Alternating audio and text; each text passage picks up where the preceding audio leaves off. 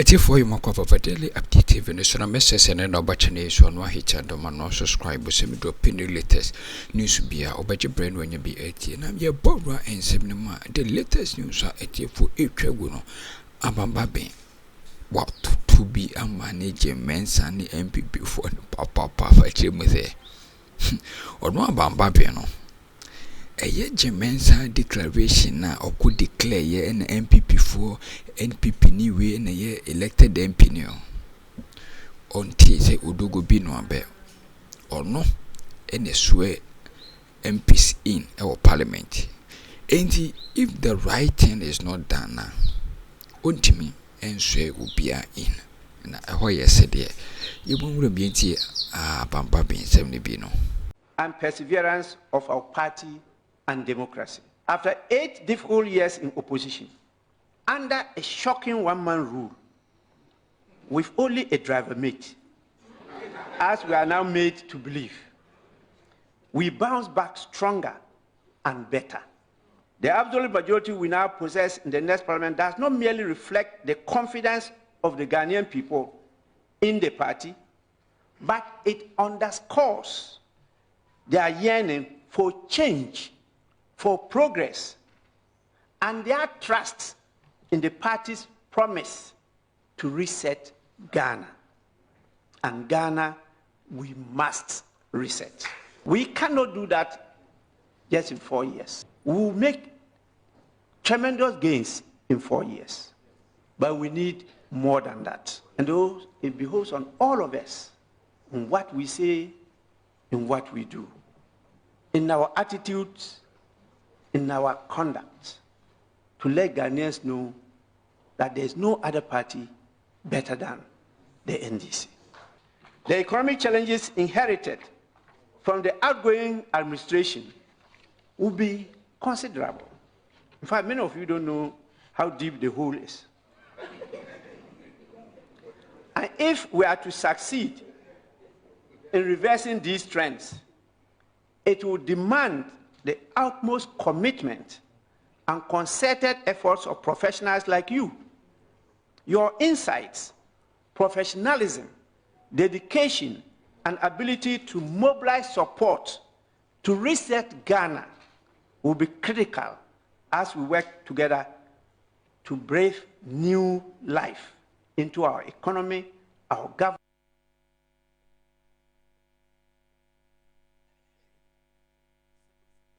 And then he also had a lot to say when it comes to the newly elected parliamentarians to be inaugurated in the 9th Parliament. To become a member of Parliament, you have to be elected by the voter. And you have to be declared by the Electoral Commission. But you have to be sworn in by the Speaker.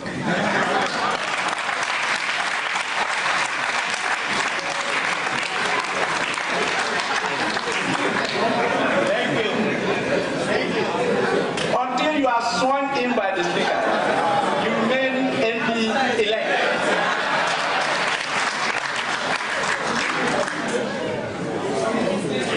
So I was very clear in my mind that some of those re-collations and re-declarations were completely null and void ab initio. They were unknown to the law. And so they were not properly so-called MPs elect and not qualified to be sworn in by me. My back this year, we had those discussions when I told them, they were all surprised. I said, yes, I'm the gatekeeper. The right thing must be done for us to be able to reset Ghana. And so this recognition, I tell you, is going to do more than what I have done. I know we are in a position, so I'll go ballistic. So that one, Don't worry. I have prepared. Okay, meaning so, what? I mean, okay, so once again, the speaker, the pronouncement is making yes, but dangerous. before are they not?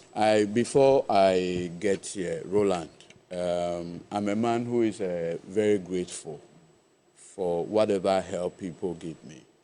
In this political conversation, you need help. And on this campaign, there were many people who came through for us in our campaigns. It's only fair that I use this platform to appreciate them. Whilst we sit on this platform, we do not maintain all the knowledge in this world. People send us text messages, on-the-spot information, and that usually changes the confirmation. Your platform is for education, entertainment, and to inform people. And so sometimes you'll be on the platform and an expert sends you a particular information that essentially changes even what you say and what not to say. I want to appreciate those people who usually come through for us. I appreciate you greatly. Roland, there have been instances that you've not been here, that either Bella or Na or Cookie have stepped in. And as men, we tend to try to maybe make it a bit the women more uncomfortable for them. And so I want to thank them for whatever it is that they have endured in keeping us in check. It's always a difficult thing. I appreciate them greatly.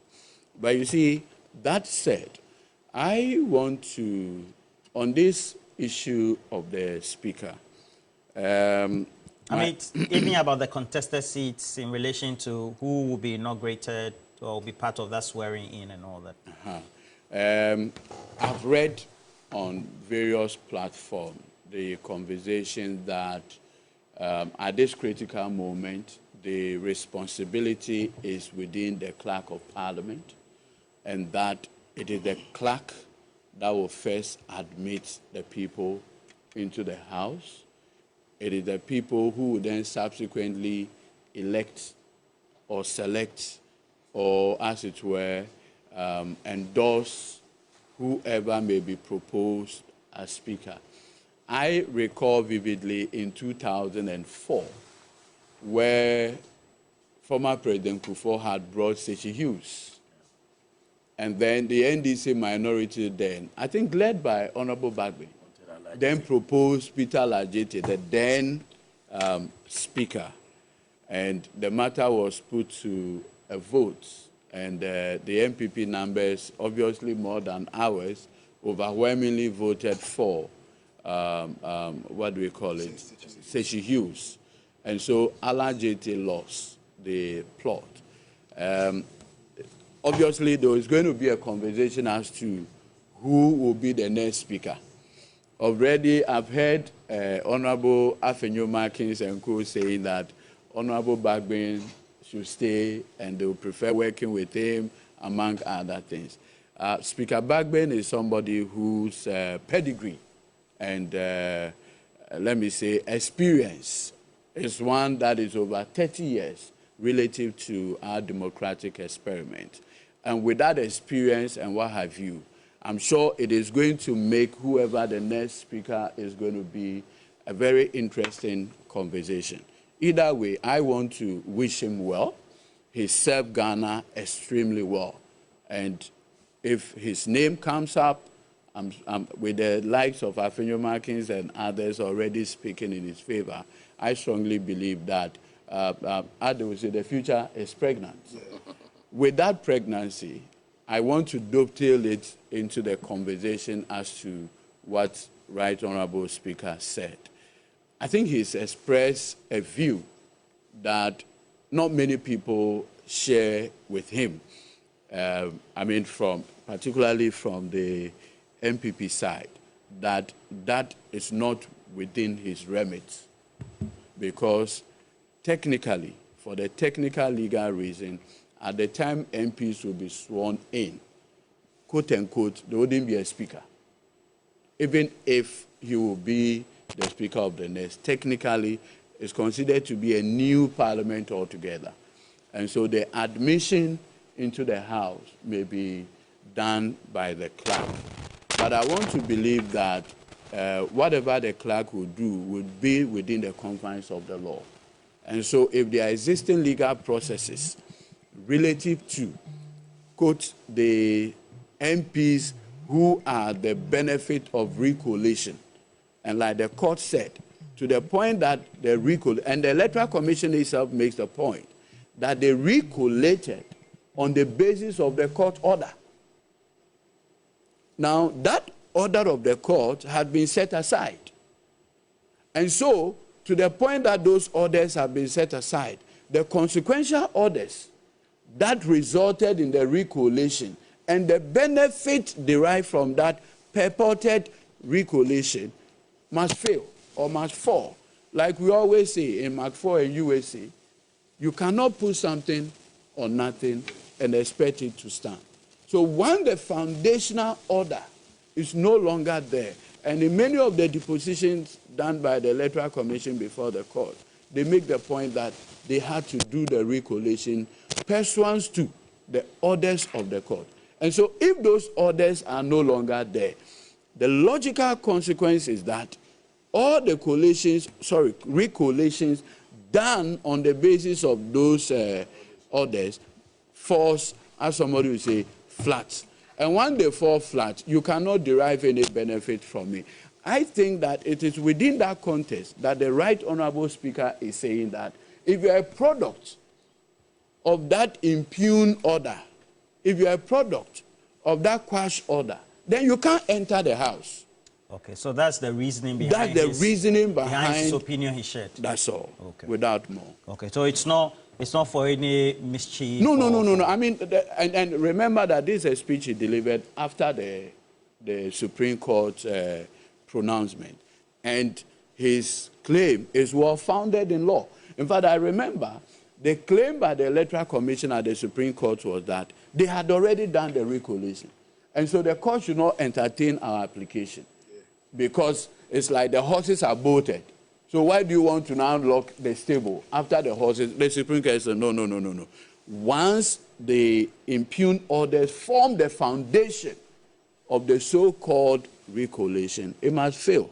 And that's the logical consequence for it. And so under the circumstance, the Speaker is right to say that those people should not enter the House. Well, I say good morning to Abigail Darko with the Ghana National Association of Teachers, Goma District area, always helping us do some great discussions. I wish all the best. Merry Christmas. But what do you say in response to that? Perhaps we shouldn't take the Speaker out of context. Yes. But the question then is, as the man he is and the role that he plays, did he need to make that comment? Roland, sometimes I uphold the saying that silence is golden.